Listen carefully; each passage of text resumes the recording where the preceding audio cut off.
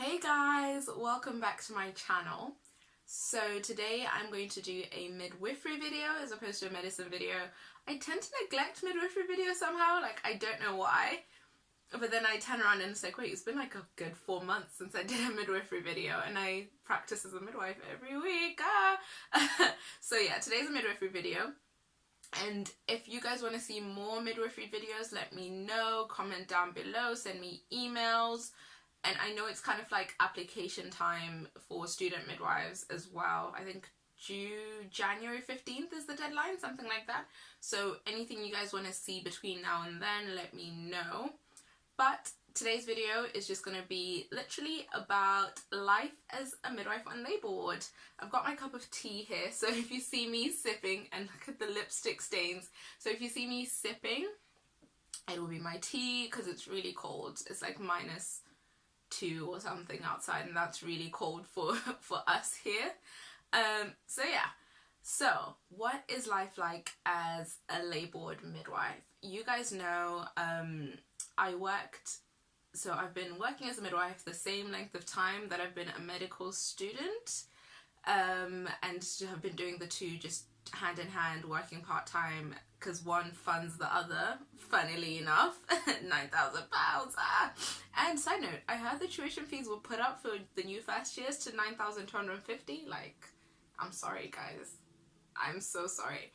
That extra £250 mightn't seem like much, but actually it's an extra £250. Who knows what it will be the next year or the year after that. So it is, we're in a terrible climate. Like, I wish it was back in the days where uni was free for everyone, or £3,000. Can you imagine? Anyway, back to the topic. So yeah, as you guys know, I worked in outpatients, which is like when mums just come in for their antenatal clinics, just routine stuff, booking appointments, follow-up appointments, certain consultant clinics. So if mums had certain conditions in pregnancy, so for example pregnancy related diabetes, they would go to like an outpatient clinic, an antenatal clinic, and that's where I worked initially. And then I worked in a maternity ward for a year, which is like pretty much a postnatal ward, but we also had antenatal mums. Sometimes you have things in pregnancy that mean you have to stay in for a little bit, or let's say we're worried about your blood pressure, your diabetes is not quite under control, or maybe the baby's not moving as well as baby normally does. All these types of things might result in mums, or the placenta's in a funny place, might result in mums staying in and, you know, while still pregnant. But the majority of our mums on the maternity ward were postnatal mums, so mums that had their baby and were just kind of settling into having a baby before going home. So that was that. And then now I work on labour ward or delivery suite, which is pretty much, when you think of what midwives do, everyone has the whole labour ward image. Like, we've all watched One Born Every Minute. That's the idea we see in our heads. That's kind of what we feel and we see. And I remember when I would like go to work on the weekends and then come back to uni on Monday, and everyone would be like, oh, how many babies did you deliver? When I worked on maternity ward, I'd be like, none. Now I can be like, oh, I delivered so many babies, because I am working on labour ward and we are actually delivering babies, which is what you think midwives actually do, but we do more than that. So yeah, what is it like? It's a lot more fast paced than maternity ward or clinic, but like maternity ward was really busy. It was mad busy. You're looking after a ton more patients and they all need you, like, without question. They need a different type of support. Labour ward, it's one-to-one care, which is amazing because I can just be in my room with my mum and her partner and, you know, keeping an eye on her, just catching the vibe, doing observations, listening to the baby, or continuous monitoring, whatever it may be. That kind of one-to-one care, you can really give yourself to someone and get to know a couple as well, which is amazing. Whereas on maternity ward, they don't need you in that. If you're not there, they're going to be fine, but they need that support, that reassurance, help with breastfeeding, all these little things that also take time. So it's a different type of busy.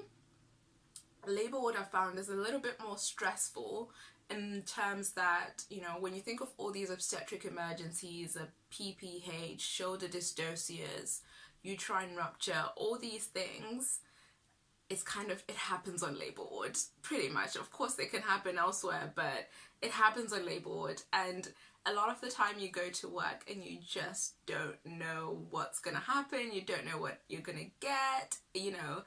The variety is amazing, and it's been a challenge for me because I really need to keep those midwifery skills up and also, you know, revise medicine and do all these medicine things. And actually a lot of people ask me this. I find it very easy to compartmentalize, as in when I'm at uni or on placement, I'm a medical student. That is what I am. When I come to work on Saturday morning, I am a midwife. I'm not a medical student in that time. I'm a midwife. My role is to be a midwife, to be with that woman, to support her through her labor, etc. Like, I'm not going to be going in about things that have nothing to do with midwifery at that time. So I find that's been the best way for me to do it, is just to separate the two, particularly when I'm at work as a midwife, because you don't want to then have a non-midwifery view on midwifery things. And like, most of the time it works out absolutely fine. I've not had an issue with differentiating where I am on what particular day. So yeah, so labor ward is super exciting, super fast paced a lot of the time. Now, of course, there's like quiet, slow days as well, but it is super fast paced a lot of the time, just in the sense that it can change like this. You know, something can happen, we need to rush to theatre for something, and then someone else is delivering or is having a PB, you know, it can just all of a sudden happen. But like, I love it. I've really enjoyed it. I've enjoyed the challenge. And again, a lot of people ask me, would I go into obs and gynae? At the moment, it's not. See, because being a midwife is completely different to being an obstetrician. It's like, our roles here are they're completely different, and I love being a midwife. I absolutely love being a midwife. I don't think I would love being an obstetrician. Whereas in America, like, obstetricians deliver babies all of the time. They do normal vaginal deliveries, they do all types of things. Whereas here, an obstetrician isn't going to be doing a normal vaginal delivery. I, as a midwife, will do that, you know. They come in, obviously, if there's any complications, if we need to do operative delivery, so maybe a suction cup or forceps or section, but it's not like it is in America. So I don't know. I don't think obstetrics, but never say never, but I don't think obstetrics is where I'm going to be at. But yeah, that's pretty much just a quick, I talked about a lot of other things. I don't know if I talked a lot about being a labor ward midwife, but that's just like literally a quick summary rundown about what it's like to be a midwife on labor ward. It's really rewarding, really busy, and can be stressful. That's it summed up in a sentence pretty much. So yeah, thank you guys so much for watching. I will see you in my next video. Feel free to subscribe, comment, send me any emails of questions, and follow me on socials, pretty much Instagram, and it's all down in the description box. But yeah, see you later guys, bye.